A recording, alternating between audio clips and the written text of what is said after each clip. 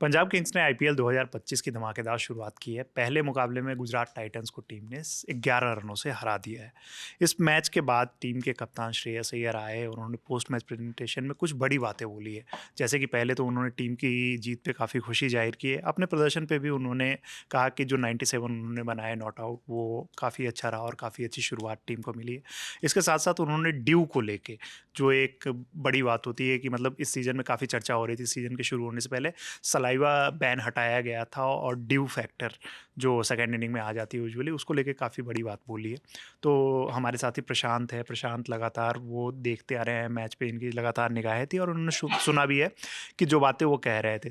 प्रशांत बताइए कि क्या उन्होंने कहा है एग्जैक्टली श्रेयस अय्यर ने। तो क्योंकि अय्यर आज बहुत अच्छा खेले, मतलब कप्तानी पारी आप कह लें या कुछ भी कह लें, 97 रन की पारी एक मैच में बहुत ही बड़ी होती है। शतक नहीं बना, कई लोगों ने सोशल मीडिया पर कहा कि, और उसके बाद उनकी तारीफ भी हो रही है, सेल्फलेस, वो सारी चीज़ें।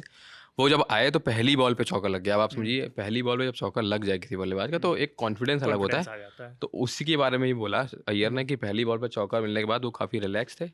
एक ये चीज़ और इसके अलावा सबसे ज़्यादा तारीफ सॉरी, उन्होंने शशांक की करी, जो 16 गेंद में 44 की पारी थी आखिरी में, जिसकी वजह से लोग ये कह रहे हैं कि वो शतक नहीं हो पाया। उनको स्ट्राइक ही नहीं मिली। हाँ हाँ, लेकिन वही है कि वो ज़्यादा मैटर कर रहा था। तो इस पर, और हम लोगों ने जब मीटिंग में बात करी थी, तो अय्यर ने इस पर एक बहुत महत्वपूर्ण बात बोली है कि क्योंकि मतलब इस वक्त जो इस सीज़न में सेकेंड इनिंग में ड्यू आ जाती है, ठीक है। तो अय्यर ने बोला कि ड्यू जब आएगी तो एक्स्ट्रा जो रन होते हैं वो बहुत ज़रूरी होते बहुत हैं। ज़रूरी और होते हैं। शशांक ने जो किया है उसकी इसीलिए उन्होंने और तारीफ करी कि हम चाहते हैं कि शशांक वैसा ही खेले। और टीम के उन्होंने मैनेजमेंट का जो भी प्लान है उसके बारे में यही बताया कि मैनेजमेंट ने सबको कहा है कि वो खुल के खेलें, क्योंकि यू नेवर नो कि ड्यू जैसी चीज़ कब आ जाएगी और आपको मैच में कुछ एक्स्ट्रा रन्स की ज़रूरत पड़ेगी लाइन के उस पार पहुँचने के लिए। एक ये चीज़। उसके अलावा अर्शदीप और साई किशोर की भी उन्होंने तारीफ करी। और उन्होंने बताया कि बीच मैच में, क्योंकि इस बार जो रूल चेंज हुआ है ड्यू की वजह से, आप 2 बॉल यूज़ कर सकते हो, अंपायर का कॉल वो होता है। तो अर्शदीप ने बताया कि बॉल रिवर्स हो रहा है ड्यू टू सलाइवा यूज़। मतलब तो सलाइवा से फायदा मिल रहा है। हाँ, ये आज मतलब अर्शदीप ने उनको कुछ इनपुट दिया होगा और मतलब उस पर उन्होंने अमल किया। बाद में उनको लास्ट में बॉलिंग पे भी लाए और साई किशोर ने भी उनकी मदद करी है बॉल मेंटेन करने में, जो भी। ठीक है, एक ये चीज़, ये मतलब 2 मेन बातें हैं। और फिर वही, हाँ, मतलब उन्होंने वो अर्शदीप के प्लान के बारे में बताया कि कैसे उनकी बॉलिंग का प्लान था कि यॉर्कर्स एंड में एग्जीक्यूट करनी है ये। बाकी उन्होंने कहा है कि टीम इसी प्लान के साथ पूरा टूर्नामेंट खेलना चाहती है और अब उसको कब कब वो एग्जीक्यूट कर पाएंगे किस मैच में, वो उस हिसाब से देखेंगे। इसके अलावा हाँ, अर्शदीप ने विशाख, जो जिनको क्या कहते हैं, इम्पैक्ट प्लेयर के तौर पर लाया गया, 3 ओवर में 28 रन दिए। हालांकि विकेट नहीं लिया, लेकिन एंड में बहुत अच्छी बॉलिंग कराई, रदरफोर्ड को उन्हीं ने फंसाया। अर्शदीप ने उनकी तारीफ करी। उन्होंने बोला कि वो प्रैक्टिस में बहुत मेहनत करते हैं अपनी बॉलिंग में। और जो यॉर्कर हम लोगों ने देखा भी कि एंड में कई डिलीवरीज उन्होंने यॉर्कर करने की कोशिश की, जो कि एक आध वाइड भी हुई। लेकिन अर्शदीप ने बताया कि यॉर्कर्स पे अपनी वो प्रैक्टिस के दौरान काफ़ी मेहनत करते हैं। तो ये चीज़ें हैं।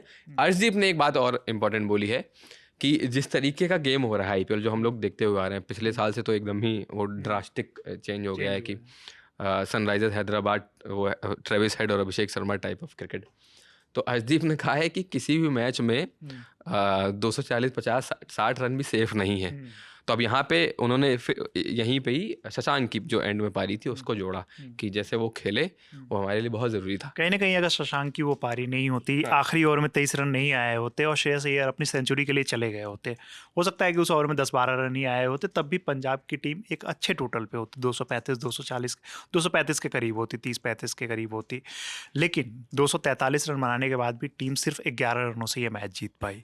तो ये कहीं ना कहीं एक बड़ा फैक्टर था। शशांक की जो पारी है, 16 बॉल पे उन्होंने कितने 44 रन शायद बनाए, तो वो एक बहुत बड़ा फैक्टर साबित हुआ। हाँ, वही मैं कह रहा था ना। और जो लोग उस वक्त, अगर कोई लोग बोल रहे होंगे कि अय्यर के शतक के लिए वो नहीं गए, लेकिन वो वहाँ पे टीम के लिए रन ज़रूरी हैं। आपको पता ही नहीं ना कि कितने रन कम पड़ जाएंगे। इसी बात को मतलब और पुख्ते तरीके से कहा कि 240 रन ऐसा नहीं था कि वो बन नहीं सकते थे किसी टीम से, क्योंकि थोड़ी बहुत ड्यू और वो सारा फैक्टर रहता है।